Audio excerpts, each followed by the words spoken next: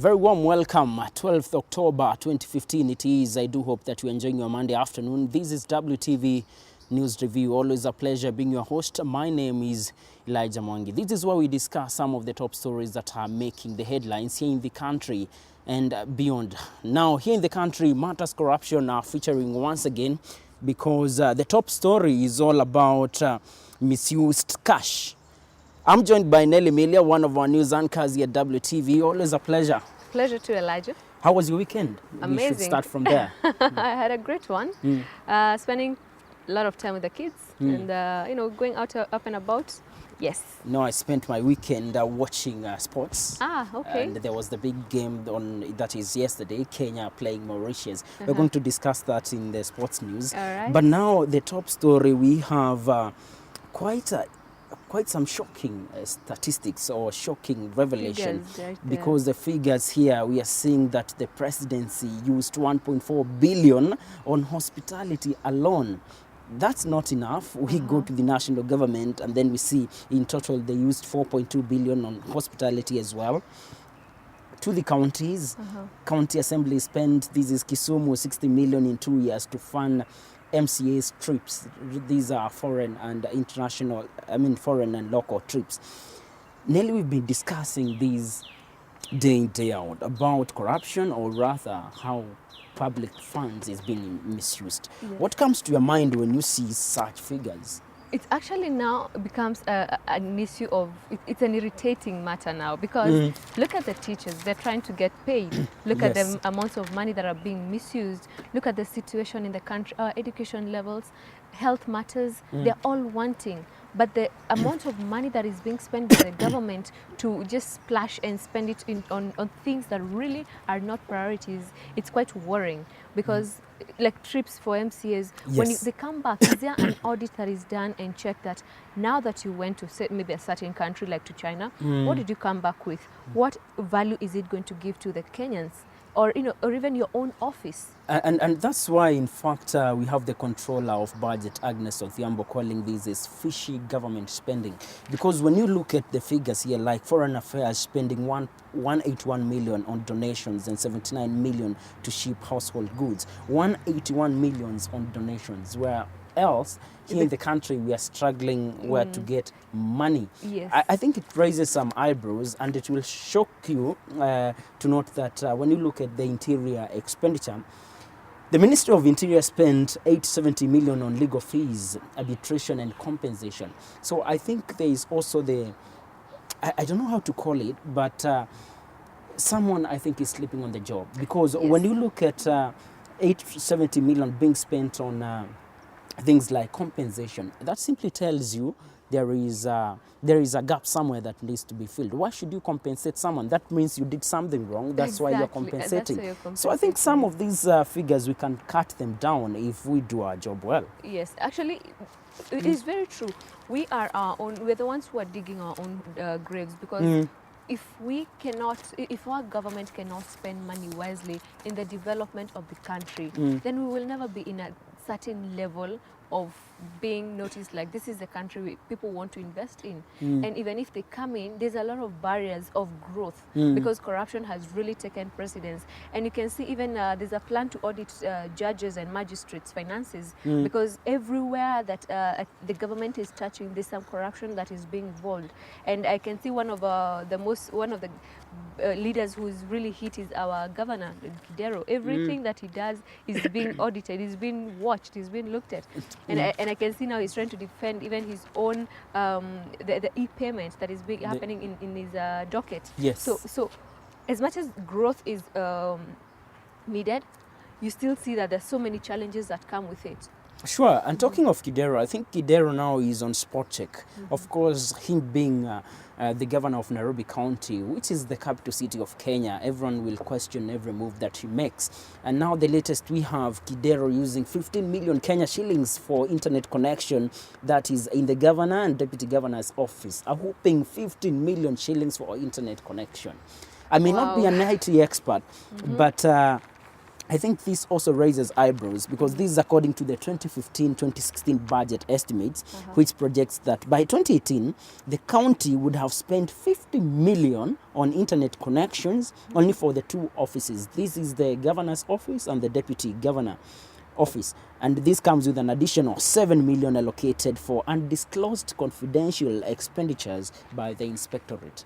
So I think it's the high time we try and see how can we minimize this kind of expenditure, because this is what really getting teachers, you know, on the wrong side. They are angry when they see a lot of money is being used on now you see another story here still on the same corruption or rather misuse of public funds. Audit reveals rip-off by MCAs in Kisumu. I started by saying, you know, they spent 60 million in 2 years to fund MCAs trips.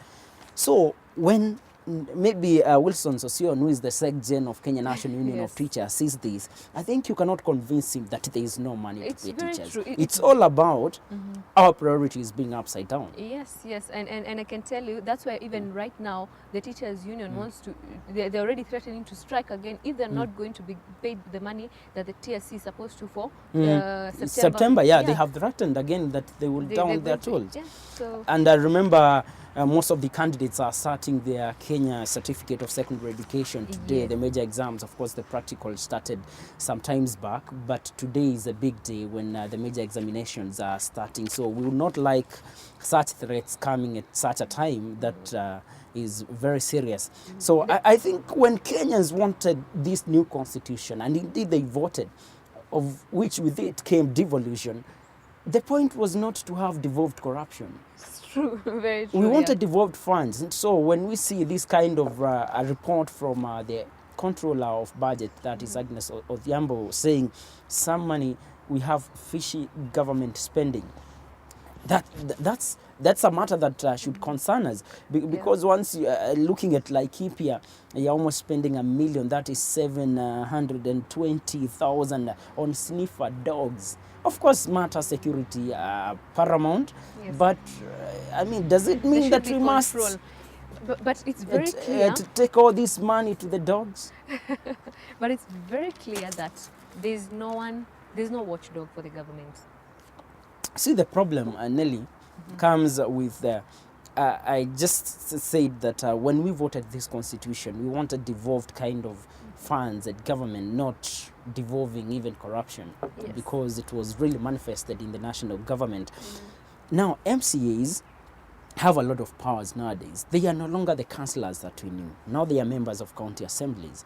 And the point is that they make some laws in the counties, and remember, every county is allocated money. And now because they have the powers of kind of approving some budgets, they take advantage. That's according to me, because saying that they are going to, you know, to Congo or to Dubai or to learn wherever, I think they are taking advantage of that. And true. Now the governors at one point will have to dance to their rhythm, because failure to that, we've seen a lot of impeachment motions coming from the counties. You know, Wambora's case, and Makueni is in crisis up to now, and I'm glad the president did not dissolve that county government, because that would have set a very bad precedent.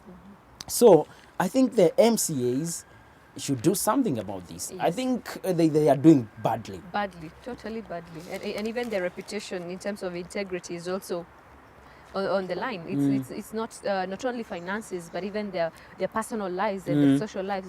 It's also in the limelight, and which is not on the good books. And I do hope that Kenyans are watching, so that if you elected a certain MCA who is in that county assembly, and you know that he's one of those people that are pushing for these foreign trips that are ripping off Kenyans, taxpayers' money, I think 2017 is not far.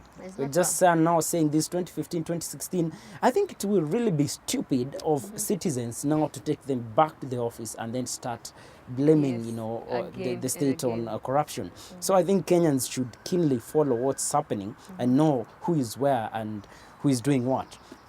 Now, I remember this is WTV News Review, and you can always tell us what you think concerning some of these stories that we're discussing here. Matters corruption and a lot of funds misused by spending governments, what the controller of budget is terming as a fishy spending. Now, our SMS line is 20058 and our Twitter handle is at WTVKE. Use the hashtag News Review. Tell us, of course, what you think concerning some of these stories. Now, moving on, Nelly, there is a story here, a human interest story. And it's about, I don't know whether you happen to know Sam Gatheru Modhe. And Modhe is one of this singer, who was, which we may call sometimes one-hit wonders, but he released quite a track called Dereva Chunga Maisha. Oh, yeah. Yeah, Very Dereva interesting Chunga song. Maisha was a song that was basically meant to advocate for road safety. It was in fact used by many to call for soberness on the roads. Now, unfortunately, he's struggling because of smoking. Okay. And it will, it's quite disturbing to see that the tale, of Safety Crusader turned victim now. Yes, yes. I think for him, maybe he did the song and it wasn't much about it reflecting to his own life, because I think for him it was more of driving and telling people be safe on the road, but there was a vice that was eating him up and not able maybe to talk about it, because when you have issues of smoking to date, that smoking is going to kill you, then that's something that is a habit that has become part of your life, and if it's not noticed early enough, then chances of it killing you are very high. Very high. And we see his profile or his bio. He has a wealth of experience, and it's quite glamorous because he studied in Starehe Boys Center. He went to University of Nairobi, and then he also moved to Oxford University Press to work as a salesman. And in 1990, he quit employment to focus on music. So he released this song, but he has been struggling with the smoking since Form 2. And now I think when the center cannot hold, things fall apart. Now he's confined to a wheelchair because he got stroke. Very sad story right there. But for any smoker today, the best advice I would give, by the time you're buying that box, read what is written on it. In fact, with time, the cigarette boxes are written, it's not healthy for you, it's not good for your health, it's not good to sell to under 18s. The kind of message that they advertise, that the manufacturers give leaves you with a choice of either to buy and smoke or not to do it. So I think we can only wish him the best of luck and best of luck and quick recovery. I think also the young people should also borrow a leaf, Yes. They say that the wise people learn from other people's experience, but the fools learn from their experience. So we do hope that something will be done in terms of supporting him, because coming up with such a track, campaigning for road safety. On the same point, I think the young people and those people that are into smoking should know that smoking can really get you into very disturbing scenario like what we've just been discussing here. Now we come to the end of our first part. This is WTV News Review. We take a short break, but we shall be right back with more stories from the business front to international news and also sports. Stay with us.